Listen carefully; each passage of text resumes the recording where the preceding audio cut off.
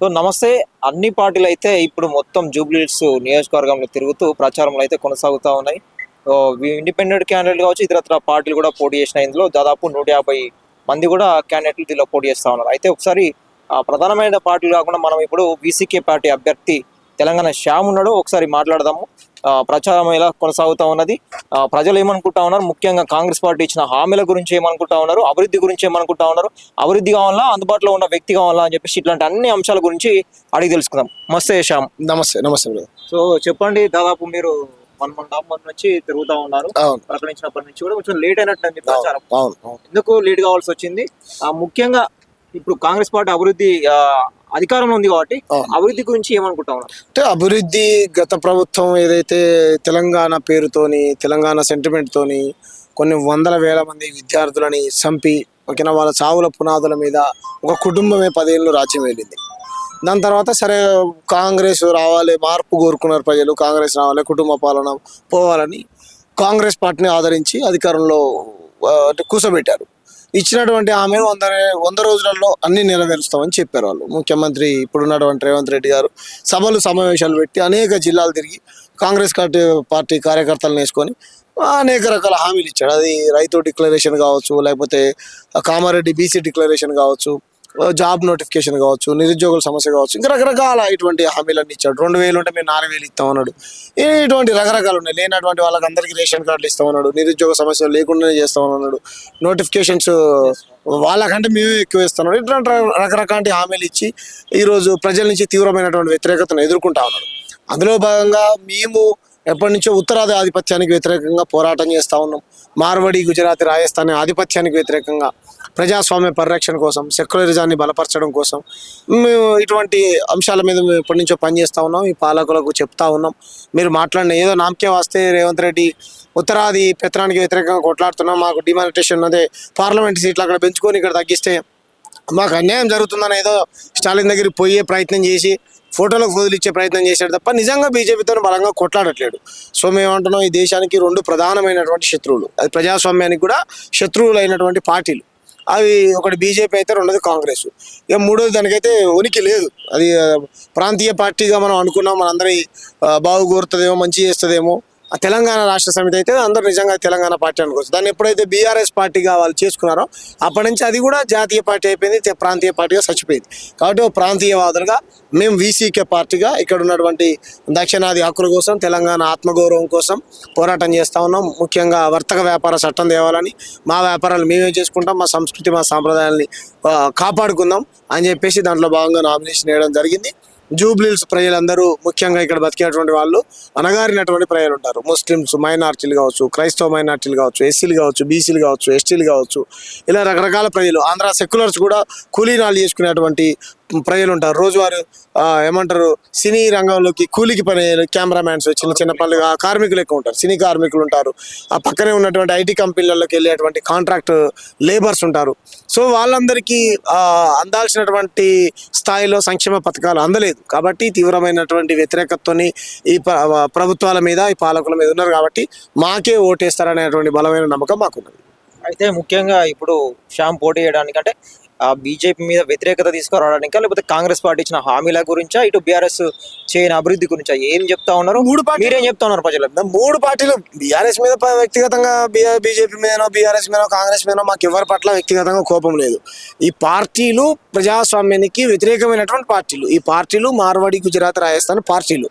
ఇంత పెద్ద మార్వాడి గోబ్యాక్ ఉద్యమం జరుగుతుంటే ఏదో గోడ మీద పిల్లిలాగా వాళ్ళ సూటిగా చెప్పకుండా మార్వాడోళ్ళు ఇచ్చేటువంటి సందాల కోసం వాళ్ళ దగ్గర 5-10 తీసుకునేటువంటి ఈ పార్టీలన్నీ ఇక్కడ ఉన్నటువంటి కుల వృత్తులు చేసుకునేటువంటి స్వర్ణకారులు కావచ్చు, వాళ్ళు పద్మశాలులు కావచ్చు, ఇంకా రకరకాల వ్యాపారాలు చేసుకునే వాళ్ళు, కుల వృత్తులు చేసుకునే వాళ్ళు, స్వర్ణకారులు ఆత్మహత్యలు చేసుకున్నారు.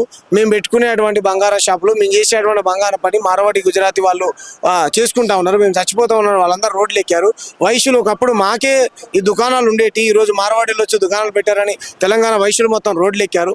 చిన్న చిన్న వ్యాపారాలు చేసేవాళ్ళు, మొబైల్ షాపులు, పౌచులు, గీచులు అమ్ముకునే వాళ్ళు, అన్ని వ్యాపార రంగంలోకి మార్వాడీలు చొరబడ్డారు అని చెప్పేసి పెద్ద ఎత్తున తెలంగాణ ప్రజలందరూ గొంతు విప్పితే వాళ్ళందరికీ మాలాంటి వాళ్ళం తోడైనము. ఇటువంటి మార్వాడి, గుజరాతీ దోపిడీదారుల కుట్రలని, కుతంత్రాలని ముందే పసిగట్టి ఎప్పటి నుంచో చెప్తా ఉన్నాం. విపరీతమైనటువంటి ఆదరణ వస్తే ఈ ఉద్యమానికి మద్దతు ఇవ్వకుండా ఈ పార్టీలను ఎవరికి మద్దతు ఇచ్చాయి?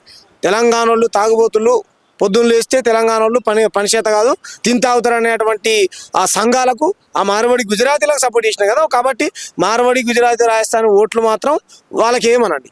తెలంగాణ ప్రజలు, జూబ్లీహిల్స్ ప్రజలు, ఆంధ్ర ప్రజలైనా, తమిళనాడు ప్రజలైనా, కేరళ ప్రజలైనా, కర్ణాటక ప్రజలైనా, లేకపోతే గోవా ప్రజలైనా, ఆంధ్రప్రదేశ్ ప్రజలైనా మాకేమని అంటున్నాం మేము.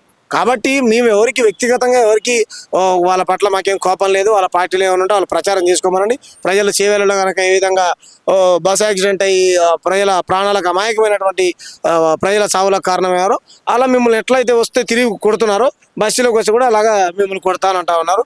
ఎక్కడెక్కడి నుంచో వస్తారు, ఇక్కడ కాదు వీళ్ళు. ఇక్కడ ప్రజలు తిరగబడతారు కాబట్టి కరీంనగర్, వరంగల్, ఖమ్మం, నిజామాబాదు, ఆంధ్రప్రదేశ్ నుంచి బీఆర్ఎస్ వాళ్ళు, కాంగ్రెస్ వాళ్ళు, బీజేపీలకు అయితే ఉత్తరప్రదేశ్ నుంచి వచ్చారు. ఇక్కడ కానే కాదు, భద్రత కోసం ఆడొచ్చి జై జై అంటాడు. ఎక్కడ జై, ఇక్కడ కానే కాదు వాళ్ళు. కాబట్టి వాళ్ళు అక్కడి నుంచి తెచ్చుకున్నారు. ఈ అన్న ఇక్కడే ఉంటాడు, ఈ అన్న ఇక్కడే ఉంటాడు, ఈ అన్న ఈ బ్రదర్ ఇక్కడే ఉంటాడు. ప్రచారంలో తిరుగుతారు వాళ్ళు. ఇక్కడ కానే కాదు. మీటింగ్లలో ఏ ఊరంటే భయ్యాంలో యూపీచాయే భాజపాకి వెళ్ళి అని అంటాడు. కొంచెం భాజపాకి వెళ్ళి వస్తే మంచిదే, కానీ వీళ్ళేం ప్రచారం చేస్తారు ఇక్కడ వాళ్ళు అంటాడు. కిషన్ రెడ్డి ర్యాలీ తీస్తాడు. నువ్వు ఎక్కడ ర్యాలీ తీయాలి? ఆడ చనిపోయినటువంటి చేవేళ్ళకి పోయి ర్యాలీ తీసి వాళ్ళని పరామర్శించు. గోరక్షకు సంబంధించినటువంటి ఒక సోను సింగ్ అనేటువంటి ఒక గోరక్షక కార్యకర్త మీద దాడి జరిగితే మంత్రులను పోవాలి, మంచిదే. సోను సింగ్ మీద జరిగినటువంటి దాడి మేము కూడా ఖండించాం, కానీ పోవాలి కదా. అక్కడికి పో, నరేంద్ర మోడీతో మాట్లాడి, సార్ ఇట్లా యాక్సిడెంట్ అయింది కదా, మరి తెలంగాణ బిడ్డలు ఇంతమంది చచ్చిపోయారు, ఒక్కొక్కరికి 4 కోట్లు ఇద్దామా, 5 కోట్లు ఇద్దామా, చచ్చిపోయింది మన హిందువులే సార్. కాబట్టి మన హిందువుల పార్టీగా మనం రోజు పొద్దున్న లేస్తే ప్రచారం చేసుకుంటున్నాం కదా. మరి హిందువులకు నష్టం జరిగినప్పుడు కేంద్ర మంత్రులు ఇద్దరు ఉన్నాం కదా సార్. మేము ఇక్కడ మా ఇద్దరు తరఫున 2 కోట్లు తీసుకురావాలంటే కిషన్ రెడ్డి, ఇక్కడ ఉన్నటువంటి రాష్ట్ర ప్రభుత్వం ముఖ్యమంత్రి అదేదో మార్వాడి కంపెనీ కాకపోతే తెల్లారే ఎక్కడ వ్యతిరేకత వస్తుందని ఎవరు లేక ముందుకు పోయి మనిషికి 1 కోటి రూపాయలు ఇచ్చింది కదా. ఇప్పుడు చనిపోయిన వాళ్ళు కూడా 1 కోటి 2 కోట్లు ఇవ్వాలి. రవాణా శాఖ మంత్రి పొన్నం ప్రభాకర్ అంటుండు కదా, ఏదో టిప్పర్ వచ్చి గుద్దిందని గుద్దుతా ఉంటారు. ఈ గుద్దేటి ఏమైనా ఈ దోపిడీ చేసే ఎమ్మెల్యేలు, ఎంపీలు ఉంటారు, వాటిని గుద్దామంటున్నారు. వీళ్ళని లారీలో గుద్దినంటుండు కదా. ముఖ్యంగా ఇంత పెద్ద యాక్సిడెంట్ అయినా కూడా చాలా 19 మంది చనిపోయారు, జరిగిపోయింది. సార్ ముఖ్యమంత్రిగా పోయి పరామర్శించలేదు దాని గురించి. అదే ఇప్పుడు వీళ్ళు మంత్రులు, కాంగ్రెస్ మంత్రులకు, బీజేపీ కేంద్ర మంత్రులకు, ఈ బీఆర్ఎస్ ఎమ్మెల్యేలకు ఈ జూబ్లీహిల్స్ ఏం పని? మీకు అసలు ఓట్లు అడిగేటువంటి హక్కు ఎక్కడిది చెప్పండి? ఈ సెగ్మెంట్ నుంచి ఎంపీ కిషన్ రెడ్డి ఉన్నాడు. కుర్కురే ప్యాకెట్లు 2000 రూపాయల డ్రమ్ములు ఓపెన్ చేస్తాడా కేంద్ర మంత్రి? నేను కుర్కురే ప్యాకెట్లు కేంద్ర మంత్రి వాడు చెప్పు, నవ్వు వస్తుంది బ్రదర్, నోటితో నవ్వు వస్తుంది మాకు. కాబట్టి నిన్ను ప్రజలు గెలిపించింది, రెండోసారి కూడా ఎంపీని చేసింది ఈ నియోజకవర్గాన్ని అభివృద్ధి చేస్తామని. ముస్లింలైనా, హిందువులైనా, క్రైస్తవులైనా, వాళ్ళు ఎవరైనా సరే నీకు ఓటేసినటువంటి ప్రజలు, ఇక్కడ బతుకుతున్న కిరాయికి బతుకుతున్న ప్రజలు కూడా వాళ్ళు నీ నియోజకవర్గంలోకి వస్తారు కదా. మరి ఏం చేశావు? ఏం నిధులు తీసుకొచ్చావు చెప్పు? నేను ఎంపీని చేశారు, ఏం నిధులు తీసుకొని వచ్చావు చెప్పు? సికింద్రాబాద్కు ఏం తీసుకొని వచ్చావు? ఓ ప్రెస్ మీట్ పెట్టు, పలానా తెలంగాణ శామ నన్ను ఇలా అడుగుతున్నాడు, ఇది చేసినా అని చెప్పు నాకు. 8 మంది ఎంపీలు ఉన్నారు, మీరు ఏం పని చేశారు? కొండ విశ్వేశ్వరరెడ్డి అంటాడు రోడ్లు సాఫ్కుంటే యాక్సిడెంట్లు ఎక్కువ జరుగుతాయంట. అయితే నువ్వు వచ్చే రోడ్లు మొత్తం ముండ్లేసుకున్నా రోజు పంచర్లు అయితే పంచర్ కంకర వేసుకుంటే ముంగడ పో, మెల్లే పో 10 స్పీడ్ మీద వస్తా ఉన్నా అంటారా? మరి కిషన్ రెడ్డి ఎప్పుడన్నా వచ్చి పరామర్శించాడు, సమస్యల గురించి అడగడం? ఇప్పుడు మోండా మార్కెట్లో అంత పెద్ద ఇష్యూ జరిగింది బ్రదర్. సికింద్రాబాద్ కిందకే వస్తుంది కదా మోండా మార్కెట్. ఒక దళితుడిని బహిరంగ ప్రదేశంలో కులం పేరుతో కొట్టి తిట్టి, ఓకేనా, అంత పెద్ద రాష్ట్ర వ్యాప్తంగా చర్చ జరిగింది. ఒక యాదవ వృత్తిని చేసుకునే కుల వృత్తిని అవమానించారు. ఆపడానికి పోయిన ఒక ఆరేకట్కని కొట్టారు, ఒక ముదిరాజ్ బిడ్డను కొట్టారు, బహుజన బిడ్డలు అందరిని కొట్టాడు. కిషన్ రెడ్డి ఇంతవరకు వాళ్ళ దగ్గరికి ఎందుకు పోలే? సోను సింగ్ దగ్గర పోయారు కదా, ధర్మపురి అరవింద్ ఉరికిండు, కిషన్ రెడ్డి ఉరికిండు, బండి సంజయ్ భాయ్ ఎవరు నవ్వకండి, రైలారా గుడి కట్టిస్తా, మసీద్ కట్టిస్తా, చర్చ్ కట్టిస్తా అంటాడు. ఏ రోజైనా స్కూల్ కట్టిస్తా, కాలేజ్ కట్టిస్తా, ఓ యూనివర్సిటీ కట్టిస్తా, హిందువుల్ని, ముస్లింలు అందరినీ, భారతీయులందరినీ ప్రమాణం చేసినావు కదా, భారత సార్వభౌమత్వాన్ని అందరినీ సమానంగా చూస్తానని ప్రమాణం చేసినావు కదా కేంద్ర మంత్రిగా. నువ్వు హిందువులు వేరు, ముస్లింలు వేరు అని చూసినావా? ఏమ్మా కేంద్ర మంత్రి ఆయన ఏది 15 లక్షల రూపాయలు అంటే 10th క్లాస్ పిల్లలకు ఏదో ఆర్థిక ఇబ్బందులు ఉంటే ఈయన కట్టిండంట. 15 లక్షల రూపాయలు కట్టిండంట ప్రచారం చేసుకుంటూ. ఎంత 15 కోట్ల అంత ప్రచారం. కేంద్ర మంత్రి 15 లక్షల రూపాయలు పిల్లలకి ఇచ్చి ప్రచారం చేసుకుంటాను. కేంద్ర మంత్రి నువ్వు ఎన్ని స్కాములు చేసినావు, ఎన్ని స్కీములు చెప్పినావు. నీ గంగుల కమలాకరు, మీ పేరు టీఆర్ఎస్ వాళ్ళు అందరూ 600 కోట్ల గ్రాండెడ్ వ్యాపారులు బెదిరించి తీసుకున్నామని నీ బాండాల చిట్ట మొత్తం బయటపడ్డది. 30 కోట్లు ఉన్నాయి, అవన్నీ మంచు ప్రజలకు. మరి దేశం అభివృద్ధి, దేశం నరేంద్ర మోడీ నేతృత్వంలో దేశం అభివృద్ధి చెందుతుంది అంటున్నా. దేశం అభివృద్ధి చెందుతుంటే కరీంనగర్ కూడా దేశంలో ఉంది కదా, మరి అక్కడ దేశంలో ఉంది కదా. కరీంనగర్ కూడా దేశంలో ఉంది. 10th క్లాస్ పిల్లలు ఎవరైతే స్కూల్ ఫీజు కట్టలేనటువంటి పరిస్థితుల్లో ఉన్నారో వాళ్ళు కూడా నీ నియోజకవర్గంలో ఉన్నారు. మరి ఇంకెందుకున్నారు? దేశం అభివృద్ధి చేస్తే 10th క్లాస్ ఫీజు కట్టుకున్న పరిస్థితులు ఎందుకున్నారు? చెప్పండి బ్రదర్. అంటే పిచ్చోళ్ళని చేయడం. హిందువులం, మనందరం బంధువులం కాబట్టి మన బంధువు ఒకటే, అందుకు ఓటేయండి. అంటే హిందూ బంధువుకు పెట్రోల్ రేటు పెరిగినా, మన హిందూ బంధువుకు డీజిల్ రేటు పెరిగినా, మన హిందూ బంధువుకు గ్యాస్ రేటు పెరిగినా, మన హిందూ బంధువుకు స్కూల్ ఫీజులు పెరిగినా, మన హిందూ బంధువులకు కాలేజ్ ఫీజులు పెరిగినా, మన హిందూ బంధువులు చచ్చిపోయినా పోవద్దు. ఎవడు ముస్లిమా? కొట్టినోడు ముస్లిం అయితే అంటే కేంద్ర మంత్రులు, ఎమ్మెల్యేలు, ఎంపీలు ఉరకాలి. ఓవైసీ ఆడు కూడా పనికి మాలిన పేరు చెప్పాలి. వీళ్ళే చెప్పి ఉచ్చకపోతే కొట్టుకుపోతారు అంట. మరి వాడు ఉచ్చపోతే కొట్టుకుపోయేటోని ఊరంతా ఎందుకు ప్రచారం చేస్తారు మీరు? యూపీ, బీహారు, ఉత్తరప్రదేశ్ అక్కడెక్కడ ఉచ్చబోతే కొట్టుకుపోయేటోని ఊరంతా ప్రచారం చేయాలి. మీరు మెజారిటీ ప్రజలకు నాయకత్వం వహిస్తున్నారు, గుర్తుపెట్టుకోండి. ఎంఐఎం అనేటోడు ఒకటే ఎంపీనోడు. మిమ్మల్ని 8 మందిని గెలిపించారు. హిందువులే గెలిపించారు మిమ్మల్ని. రైట్, హిందువుల తరపున మేము అడుగుతున్నాం. మా హిందువులకు ఎప్పుడు 15 లక్షలు ఇస్తారు? మా హిందూ తెలంగాణ కూడా హిందువుల రాష్ట్రమే కదా. మరి కాచిపేట కోచ్ ఫ్యాక్టరీ ఎప్పుడు ఇస్తారు? బయ్యారం ఉక్కు ఫ్యాక్టరీ ఎప్పుడు ఇస్తారు? నవోదయ పాఠశాలలు ఎప్పుడు ఇస్తావు? గిరిజన యూనివర్సిటీ ఎప్పుడు ఇస్తావు? మాకు మెడికల్ కాలేజీలు తీసుకొస్తావా, తీసుకురావా? కేంద్రం నుంచి కొట్లాడి నిధులు కేటాయిస్తావా, కేటాయించావా? నరేంద్ర మోడీ గల్ల పట్టుకొని అడుగు. ఇప్పుడు ఘటన ఏదైతే ఉందో ఆ రోడ్డు కూడా కనీసం అది పెండింగ్ లో ఉన్నది. వీళ్ళు నిర్లక్ష్యం వల్లనే వీళ్ళు బీఆర్ఎస్. అవునవునది ఈ అన్ని మార్వాడి గుజరాత్ జనతా. బీఆర్ఎస్ వాళ్ళు ఏమో కాంగ్రెస్ వాళ్ళ మీద బీజేపీ వాళ్ళ మీద అంటారు, బీజేపీ వాళ్ళు ఏమో కాంగ్రెస్ వాళ్ళ మీద బీఆర్ఎస్ వాళ్ళ మీద అంటారు. ఓకేనా? కాంగ్రెస్ వాళ్ళు ఏమో బీజేపీ బీఆర్ఎస్ మీద అంటారు. మరి ఎవరు తప్పెవరిది?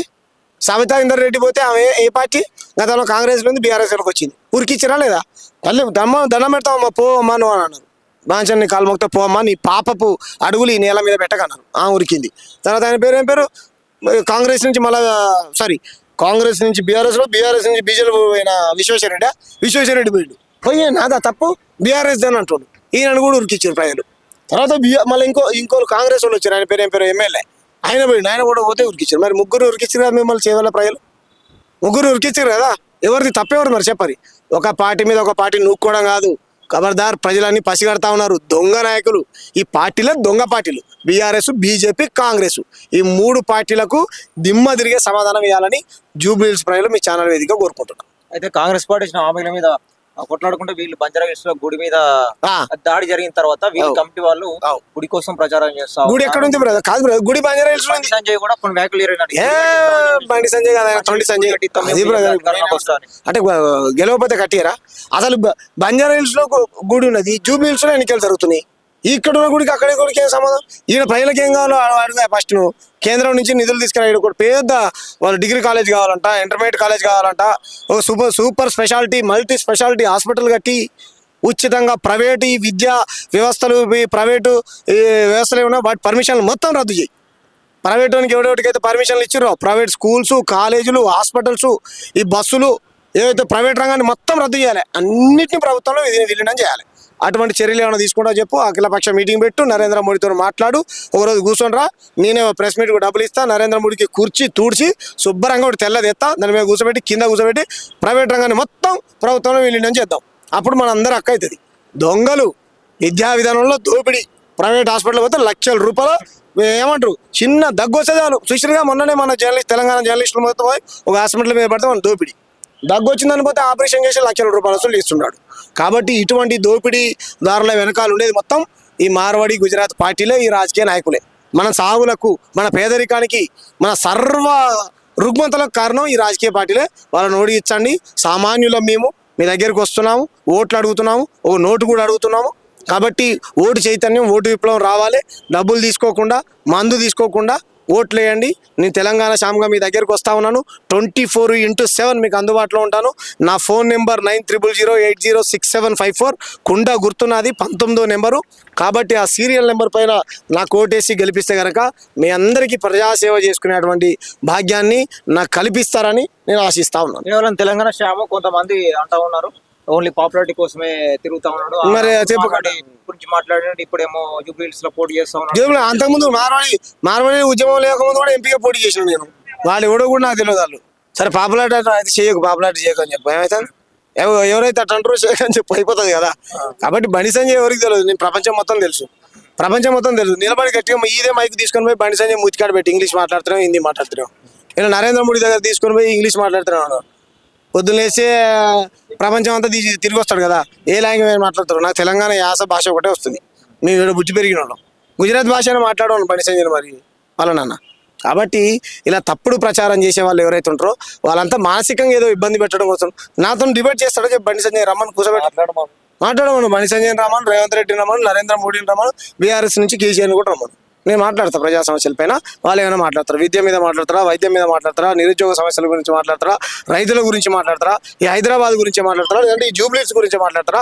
ఈ జూబ్లీస్ లో ఉన్నటువంటి బస్తీలు ఏవైతున్నాయో, బోరాబండ కావచ్చు, రహమత్ నగర్ కావచ్చు, ఇందిరానగర్ కావచ్చు, లేకపోతే జయశంకర్ కాలనీ కావచ్చు, కార్మిక నగర్ కావచ్చు, అంబేద్కర్ నగర్ కావచ్చు, ఈ కృష్ణ నగర్ కావచ్చు, పర్వత నగర్ కావచ్చు, దాని వెనకాల ఉన్నది కావచ్చు, ప్రతి ఒక్క బస్తీలో ఏ సమస్య ఉందో నాకు తెలుసు. రమ్మ నేను గల్లీ తిరుగుతా ఉన్నారు అన్ని డివిజన్లు, అన్ని కాలనీలు. అవును అవును అవును అవును. ఏం సమస్యలు కనబట్టి ప్రజలు ఏమంటా ఉన్నా మీరు తిరిగినప్పుడు? ఇప్పుడు ఒకటి బ్రదర్, ఏం సమస్యలు ఉంటే ఒకే ఇంట్లో ఆ బాత్రూమ్ అంత ఇంట్లో నలుగురు పండుకోవాలి. ఆడ చూడు డ్రైనేజ్ నాలాలు పొంగి పొర్లుతా ఉన్నాయి. అయ్యే నీళ్ళు తాగాలి, అయ్యే నీళ్ళు అన్నం కూర వండుకోవాలి, అయ్యే నీళ్ళు స్నానం చేయాలి. ఈ మంత్రులు ఎమ్మెల్యేలు ఇంట్లో 5 అవతల 2 రోజులు వచ్చి వాళ్ళ ఇంట్లో బతకమని చెప్పండి. అప్పుడు మీరు ప్రజాప్రతినిధులు అనిపించుకుంటూ. కాబట్టి ప్రజల సమస్యలు, పేదోని కష్టాలు పేదోనికి తెలుస్తాయి. ఇట్లాంటి మార్వాడి, గుజరాత్, రాజస్థాన్ పార్టీలకు తెలియదు కదా. ఈ 3 పార్టీలు పెద్దోళ్ళ పార్టీలు, పేదోళ్ళ పార్టీలు కాదు కదా. మా పార్టీ పేదోళ్ళ పార్టీ. మా పార్టీ కూడా అక్కడ ఉన్నటువంటి ప్యానల్ ఎవరైతే కరపత్రం మీద ఉన్నారో మహనీయుల ఆశయాల కోసం పనిచేసింది. బుద్ధుడు, బాబాసాహెబ్ అంబేద్కర్, మహాత్మా పూలే, కారల్ మార్క్స్, దొడ్డి కొమరయ్య, సాకల ఎలబా, షోయబుల్లా ఖాను, కొండ లక్ష్మణ్ బాపూజీ, గద్దరన్న, జయశంకర్ సారు, శ్రీకాంతాచారి,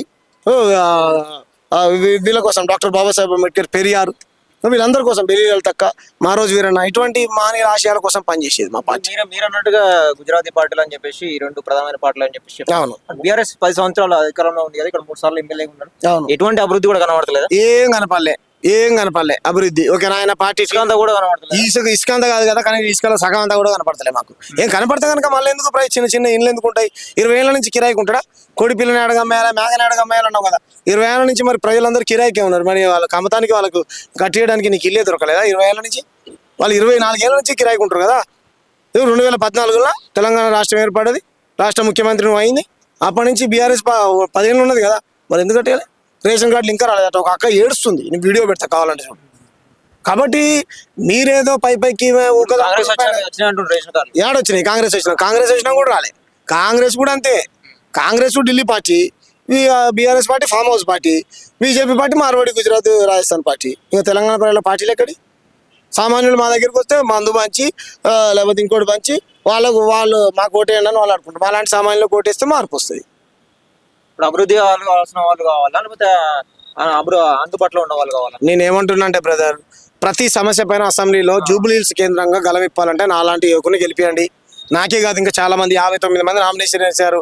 దాంట్లో 3 పార్టీలు మినహాయిస్తే మిగతా పార్టీలన్నీ సరే, మీ ఇండిపెండెంట్ పార్టీలు కావచ్చు, బహుజన పార్టీలు కావచ్చు, ఇంకా నిరుద్యోగులు వేశారు, లేకపోతే మాల సంఘ జేఏసీ నుంచి వేశారు, RRR లో భూములు పోయినటువంటి రైతులు వేశారు. ఇక రకరకాల వ్యక్తులు వేశారు కదా. వాళ్ళందరికీ వేయండి, నాకేయండి. ఇలా ఎవరైనా చెప్తారా? నాకు కాకుండా వాళ్ళకు కూడా ఏంటంటే ఎందుకు అంటున్నాం మేము ఇలా? ఈ పార్టీలు మన పార్టీలు కాదని. కాబట్టి మంచి వాళ్ళని ఆదరించండి, ప్రజాస్వామ్యాన్ని పరిరక్షించండి. Thank you.